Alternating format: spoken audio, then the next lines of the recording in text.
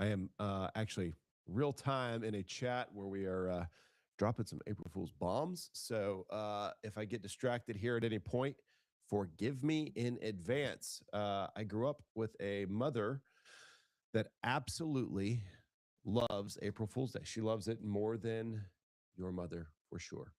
Um, and so we are always on very high guard during this time. And so uh, this morning we decided to strike first. We decided to lay the first blow because you can't be on defense all day. I can defend my posture and not answer her phone calls and not respond to any negative news. So if you want to deliver me negative news today, do it. I will not respond. I will not believe you. Just how I'm built that way. So I want to dive in. We had a great day yesterday with some of our agents out at Toll Brothers Community, one of the America's luxury home builder. Short plug there for Toll Brothers. They do a great build, but we were at one of their communities, and I had a bunch of our agents, a bunch of our newer agents there as well, and had the opportunity to really allow them to discuss with the sales rep in an open forum, like help us understand how we can benefit our customers and bring them into new construction in the easiest possible way. Obviously, if it's a good fit for them, but also helping them understand the nuances of new construction over and above, a traditional resale, which many people are used to, because there are so many differences from community to community, from builder to builder, what's included, what's not included, what fees you need to be planning for, how you need to account for taxes, what they are today and what they are at some point in the future. Boom, just got an update here on, I'll let you guys know if this turns anything. It's going to be great. And so we had the chance to just really speak openly and say, like, how do, if you get a new agent, how do you walk into a new construction community and really make sure you feel like you're representing your customer well, but also avoid what many people do, and they feel this need to over manage that process. And I think that's a insecurity that comes out in a lot of agents, maybe where they're like, man, if this is a good fit, like I've got to go negotiate extra things for them, and I've got to do this and I've got to do that, to the point where many times they actually kill a deal and the buyer's like, no, I'm happy with this. I want this. Thank you for helping me understand the market, for being there with me, working to make sure I'm protected. But we don't want to kill the deal for our customers. And so one of the things we talked about was, what are the things that a new builder, a new construction community are willing to negotiate? What are the things that maybe in time they would be willing to, depending on the market, depending on the activity they're getting in the community, how willing are they going to be to negotiate? And it's important to put yourself in the mind of the builder. And I laid it out this way, and this translates to existing construction as well. The demand the home or the community is getting is going to drive the willingness to negotiate. Fair? Like, if you have a lot of people interested in a house, the willingness for the seller or the builder to negotiate is going to be less. Seems rather obvious, but we've got to make sure we step back and view it through that perspective so that we can set expectations for our customers. If you set the expectation for your customer that they're going to give you this and they're going to give you that, and then you go in and you can't get that, you look like a failure, you feel like a failure, and the customer's unhappy, feels like they got the rug pulled over their eyes, whatever, right? We want to avoid those things by setting proper expectations. And so one of the things that was that we discussed was early on in the process, like let's say a new construction community is opening, they're doing a grand opening, they're releasing their first batch of lots. Are they going to be more or less willing to negotiate to get the first batch of lots sold? Like, they need to get some sales on the books. They actually are incentivized to open up and sell a bunch of things fast, so they can say, we just went to market, we've already got half of our inventory locked up under contract. Here's what doesn't happen at that point. They don't release what those sold for. And so you've got to understand the psyche. The psyche would say that they get to posture as if this is in complete demand, which it probably is because it's new and it's shiny. But the fact that they get to post something as pending and under contract, even though it's not going to close for, they're not even breaking ground on anything yet. You might be a year and a half out from actually posting a sale. But is that going to drive momentum for the community? Yes. And so understanding that allows you to say, okay, what kind of weight do we have to throw around in today's market? But once they've done that and you're in batch 2, and they've really established what the demand is, where the price needs to be, what they've got to include, the incentives they got to include, et cetera, what does that change? That changes a lot because they're no longer betting on what the market's going to do. That's what you do before you go to market. Once you're in the market, you know exactly how the market's responding. So I believe, for the most part, not exclusively true, but I believe builders are going to be the most negotiable on the beginning and on the end when they're trying to get the heck out. They're trying to get their sales center out, sold, move their people to a new community. They are ready to lock it up.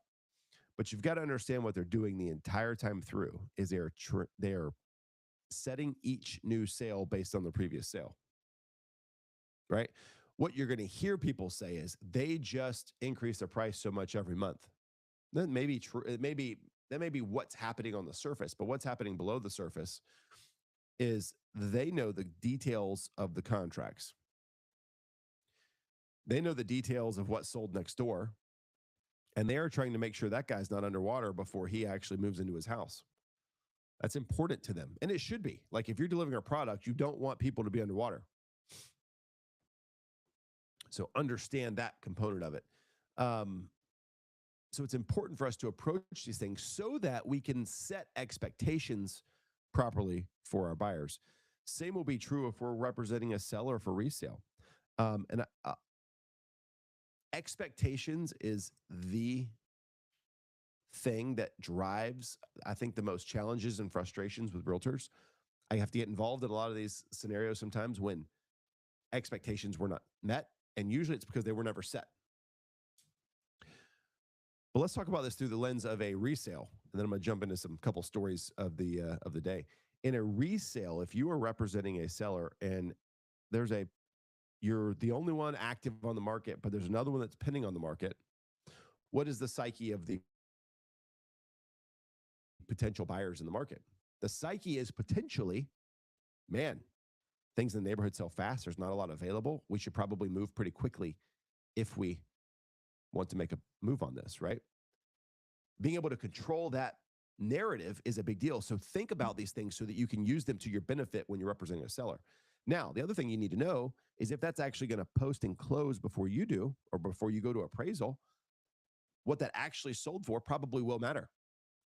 So it's important when you are negotiating. I don't care if you're on the buyer side, if you're on the seller side, he with the most information, he or she, excuse me, with the most information wins. He who controls that narrative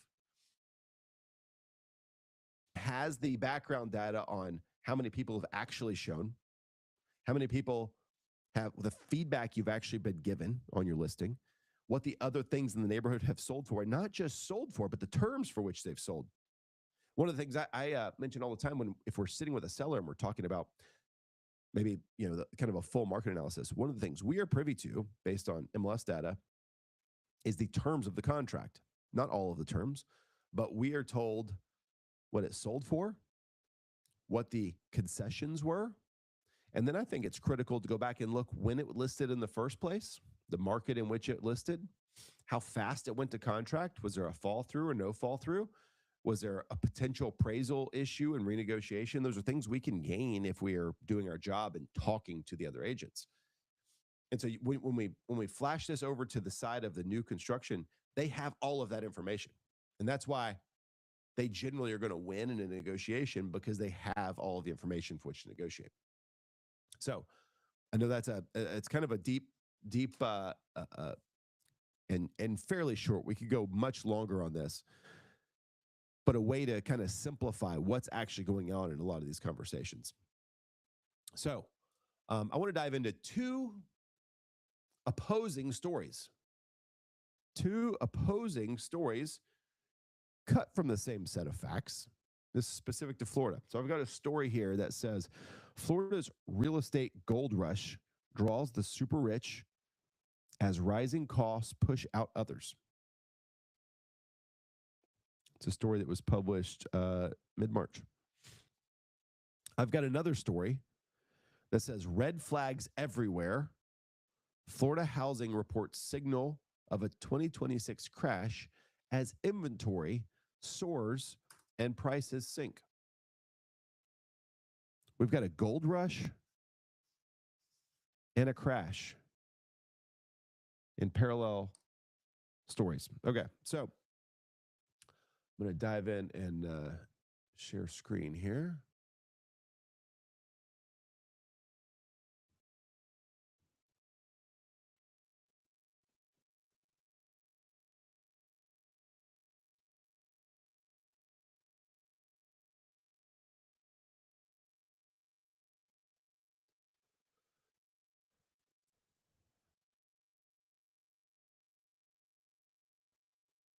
There we go. All right, Florida's real estate gold rush draws super rich as rising costs push out others. The casual observer, everything in South Florida's real estate garden is looking rosy. There's a gold rush in Miami as ultra wealthy buyers snap up mega mansions and luxuriously appointed condos as soon as they hit the market. The Guardian has also reported recently on the Mamdani effect of elite New Yorkers arriving in the Sunshine State with bulging pocketbooks in search of high-priced escape. His new mayor. How interesting. We saw that coming from a mile away. Yet, alongside the boom, there are rumblings of more troubling parallel reality. Undoubtedly, the billionaire class is helping to pump even more dollars into an already thriving economy. But as prices rise and less affluent find everything from housing and insurance to gas and groceries increasingly expensive, many are considering doing something about it. So a recent poll by Florida Atlantic University showed at least half of the state's residents were thinking about leaving because of the cost of living, with 80% of those citing concerns with housing affordability. Evidence points towards trouble I'm going to say that again. Evidence pointing toward trouble to come is more than just anecdotal. Significantly above average housing costs in many areas have helped propel Florida into top 10 most expensive states to live in. In the popular metropolitan region incorporating Miami and Fort Lauderdale, where new built condos can reach well into the tens of millions of dollars, is also notoriously house poor. It has 3 cities in the top 6 of Consumer Affairs report into affordability, where the percentage of household income spent on housing is 32% or above, compared to the national average of 24%. Let me just welcome all Miami-Dade, Fort Lauderdale, Broward County people to Orlando. Come north. It's been increasingly expensive here too, but we don't even touch that with a 10-foot pole. Come here. Off my soapbox. Here we go. Floridians believe in the American dream, but they are paying for it dearly, said Monica Escarales, chair of FAU's Department of Economics. She said that in a statement accompanying the poll. The Florida promise of sun, growth, and upward mobility remains alive, but it's getting expensive to hold on to. I think everybody here feels that just a little bit. It's certainly thought-provoking, and a lot of wealthy people are moving in as they are going to displace the lower income and middle income folks, he said. It's definitely an interesting question. I don't think that our data shows that, but I guess the shocking thing from our survey was that a lot of people were considering leaving Florida. One of the things, the post-COVID realities is how many people living in South Florida want to remain in South Florida, but they're considering leaving because their mobility of job now is a reality of life.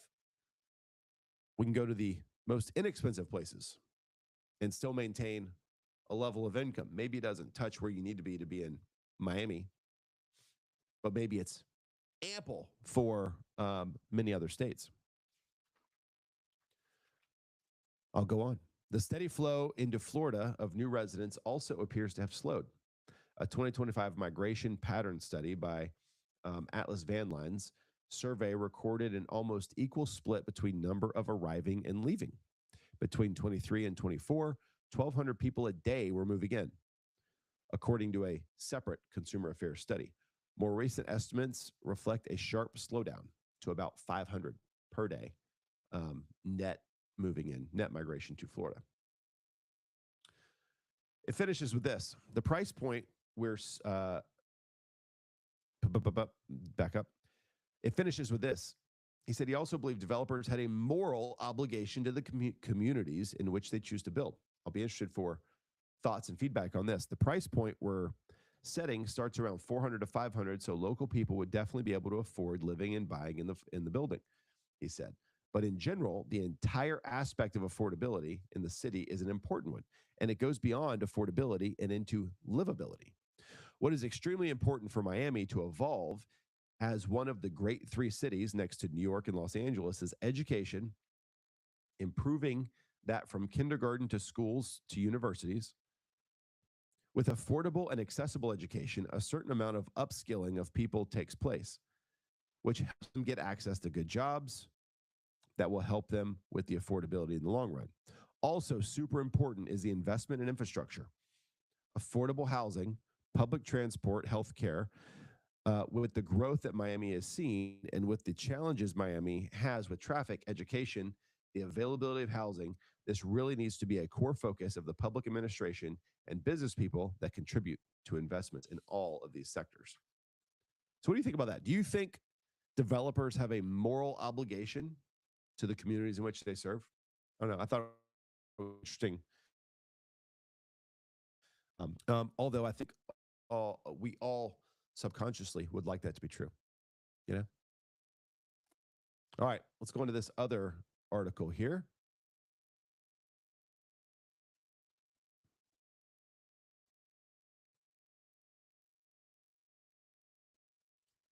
Red flags everywhere. Florida housing reports signal a 2026 crash as inventory soars and prices sink. Analysts tracking statewide trends say inventory in several major metros has surged by more than 70% compared to the last.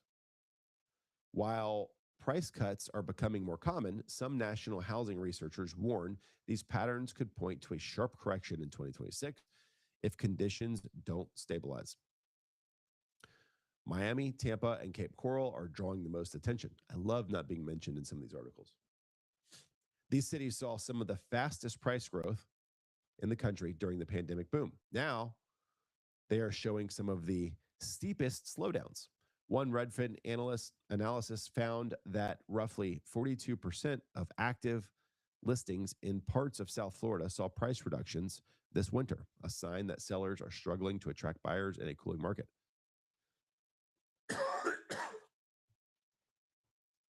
I think it's fine to it's fine to say that is a sign. It's also fine to say that we are struggling to find where the market value is. And I think in a lot of markets, that is a challenge. Some sellers don't have to sell. We see this consistently where sellers don't have to sell. They want to sell and they're willing to sell for a certain price. Otherwise, we'll keep it. Right? And so we have a lot of buyers, and I would presume in the South Florida market, where they have seen the steepest, they have the most, massive amount of equity. They have the ability to not sell as well, right? So that's where I struggle with a lot of these articles that start to take a snippet like that. 42% of active listings in parts of South Florida saw price reductions this winter and say, we're heading for a sharp, market change. I feel like that's a little bit of a stretch.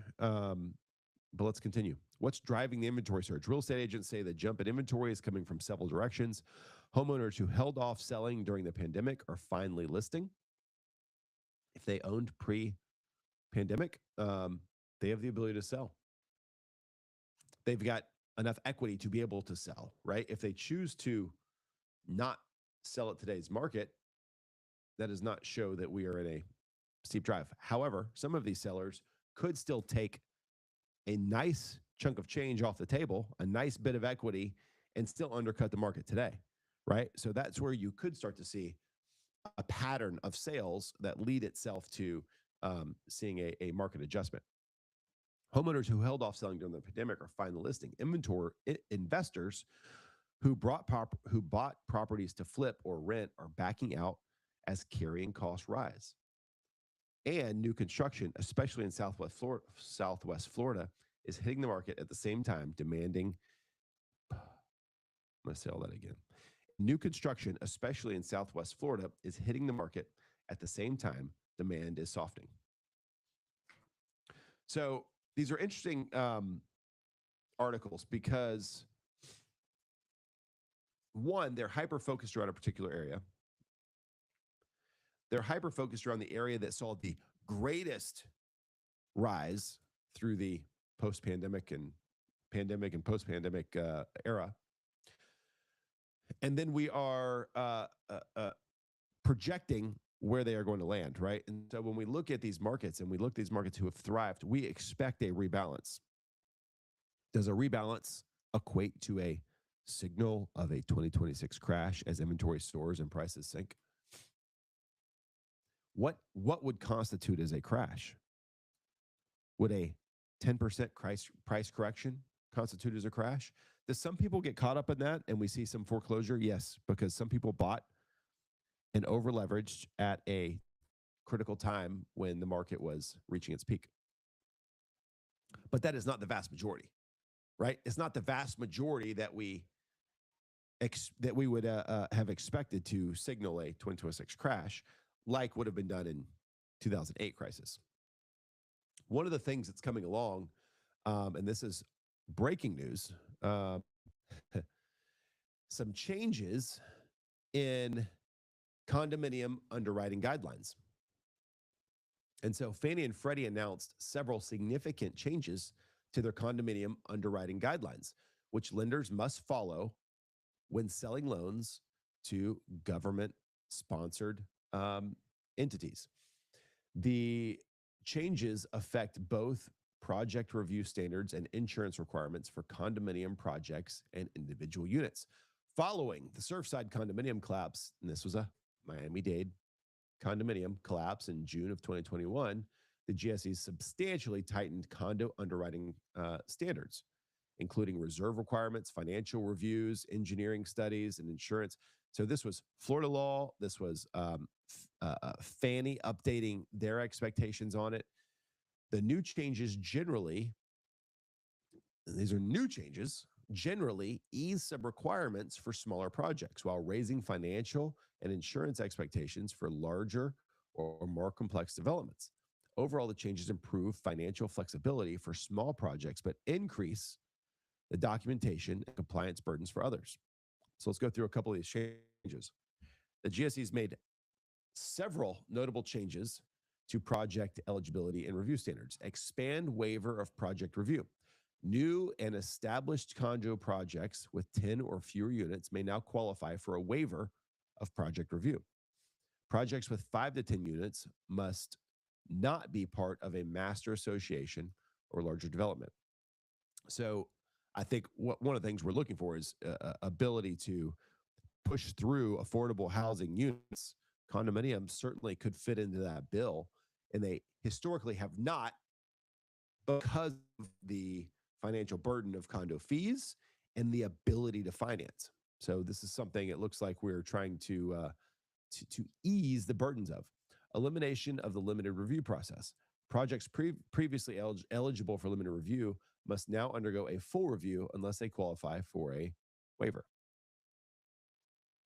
Higher reserve requirements. Required reserves for capital expenditures and deferred maintenance increase from 10 to 15% of the annual budget for projects reviewed under the full review process.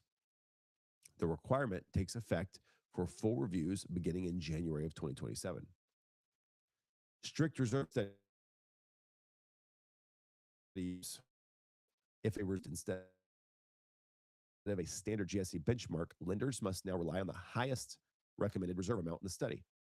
Investor concentration changes. The 50% investor concentration cap is eliminated for established projects reviewed under full review. Presale requirements for new projects remain. So many condominiums, existing condominiums, a lot of this is in regards to new condominiums being built. Existing condominiums have traditionally not been able to be financed by conforming loans, ones that would be ultimately sold to the GSEs, Fannie, Freddie. One of the main reasons was because they always had this 50% investor concentration cap. You could not be buying one to live in and could have a conforming loan if the community as a whole was more than 50% owned by investors, not owner occupants. That is being foregone. So overnight, by the existence of this new law, we are going to see an opening of inventory that previously would not have been able to be purchased and lived in with conforming loans by potential occupants. So we may see investor, and a lot of these investor condos they don't pencil out great for investors because of what these reserve requirements have been when you start dealing with increasing, association fees, et cetera. And so a lot of these investors have been holding on to condos because they just, needed to get out. They couldn't get out of them, right? There was a smaller pool of prospective buyers. And so that is something that may change very quickly. A couple other key insurance updates here. Roofs no longer required to be insured at replacement cost. Roofs must still be insured, but policies now permit certain roof losses, typically wind or hail, to be settled on an actual cash basis. ACV accounts for depreciation and may result in claim payments that are significantly lower than cost to fully replace a roof. So some requirements there that are no longer going to be in place that allow them to actually maintain potentially lower reserves. And the challenge with that is as you replace a roof and you deplete your reserve account for that, now you've got to build that up and you've got to get your reserves back and you've got to insure a brand new roof against potential full replacement. If you have some hail damage, that generally doesn't require full replacement. Could, but it allows them to start to really assess their risk a little differently. Higher allowable deductibles. Master property insurance policies may now include per unit deductibles of up to $50,000, provided unit owner carries supplemental coverage sufficient to cover the deductible amount. So that's fantastic. Simplified documentation of coverage sufficiency. Lenders may rely on insurer statement, appraisals, or other professional estimates to confirm that project is settled or replacement cost basis rather than independently documenting values. So what does this mean? Smaller condo projects may benefit from streamlined reviews and improved access to financing. Cool.